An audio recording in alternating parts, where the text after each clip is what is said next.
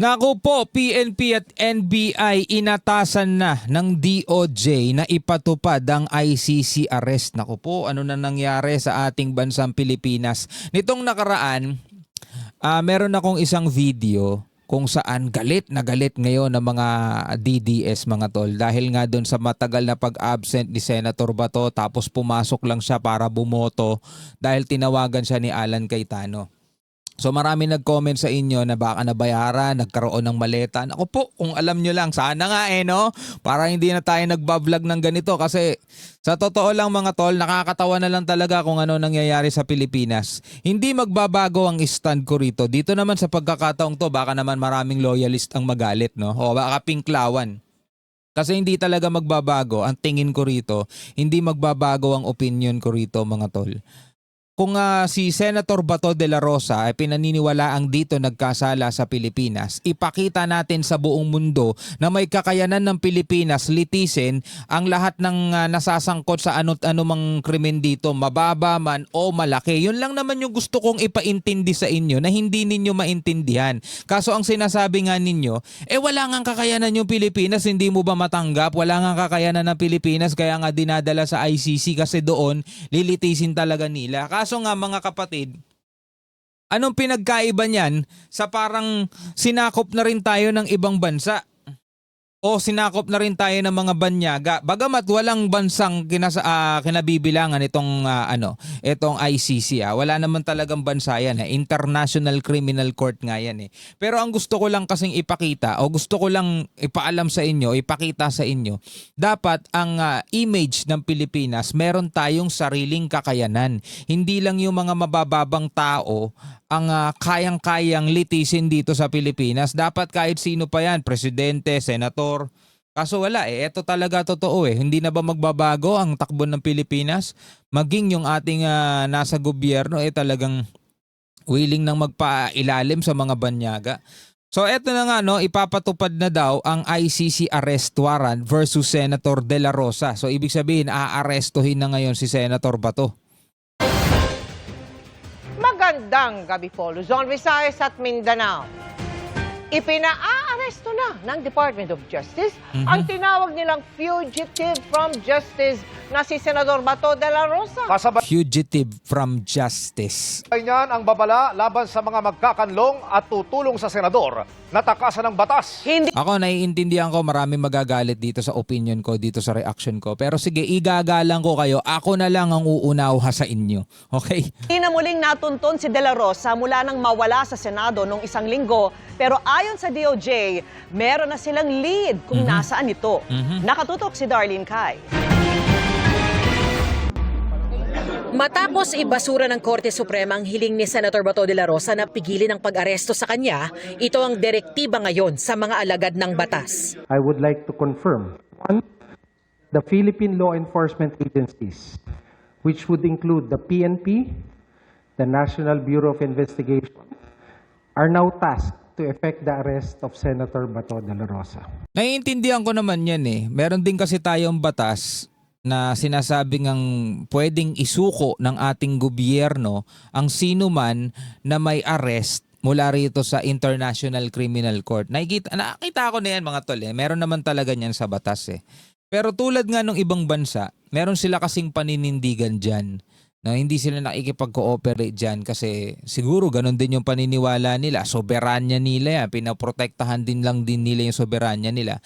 Dito sa atin, hindi ko alam kung kailangan na ba talagang matanggap na yung judiciary dito sa atin, hustisya rito sa atin. Ang kaya lang talaga yung mga maliliit lang. Kapag mga big fish na, hindi na, bahala na yung ibang bansa dyan. Siguro ganun na nga lang talaga, Kailangan na nga bang tanggapin yun, mga tol? Hindi ako sang-ayon, pero kung yun na talaga ang kakayanan ng ating gobyerno, wala na tayong magagawa.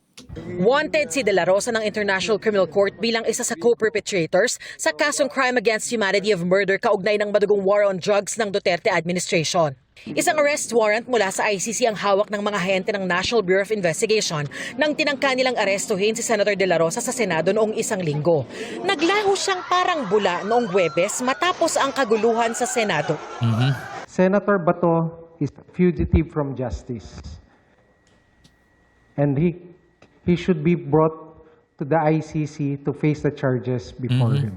May hawak daw na impormasyon ng Department of Justice kung nasaan ngayon si De La Rosa. Definitely there are leads. As to the exact leads, I cannot discuss them. First, I'm not privy to those leads. They are available to our law enforcement agencies and to their units, and let them do their work. Mukhang wala na talagang kawala rito si Senator Bato. Naku po. Hopefully, we do it as fast as we can. Hinihinga namin ang pahayag ng mga abogado ni Senador De La Rosa pero nauna na nilang sinabing iaapilan nila ang desisyon ng Korte Suprema na tinanggihan ang hinihingi nilang TRO. Iginiit nilang dapat idaan muna sa isang local court ang arrest warrant mula sa banyagang korte na ICC. Tinanong ang DOJ kung ano ang proseso matapos maaresto si De La Rosa. Kung ikukulong ba muna siya sa Pilipinas o idediretso agad sa The Hague gaya ng ginawa kay dating Pangulong Rodrigo Duterte. Kukulong pa ba sa Pilipinas yan? Alam nyo naman kung ano ngayon nangyari dun sa dating presidente, malamang ganun din ang mangyayari dito. These are Pagkahuli dyan, sasakay na agad ng eroplano yan tapos dadalhin na agad yan doon mga tol.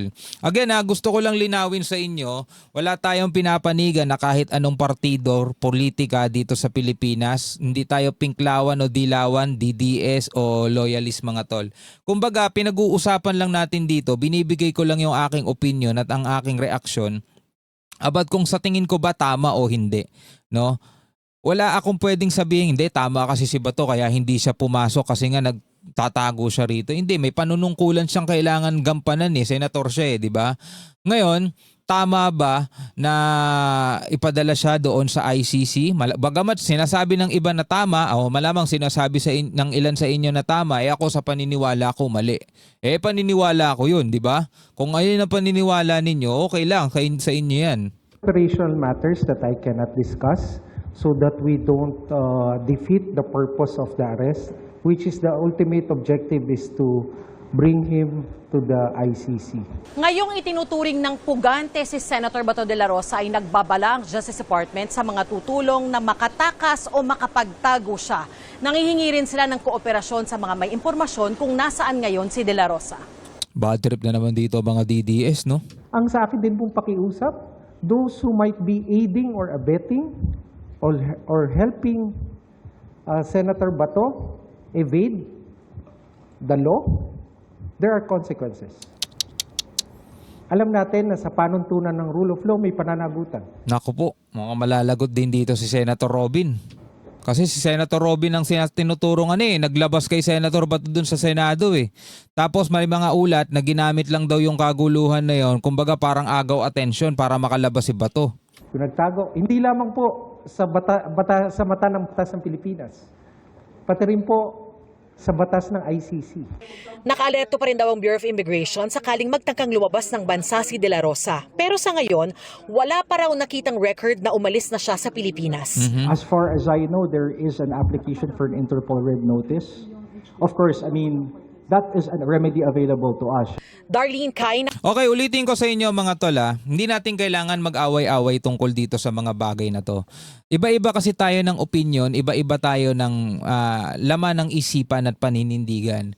Marahil yung iba sa inyo nagsasabing tama lang, dalhin si Bato sa ICC at doon litisin kasi hindi kaya ng Pilipinas.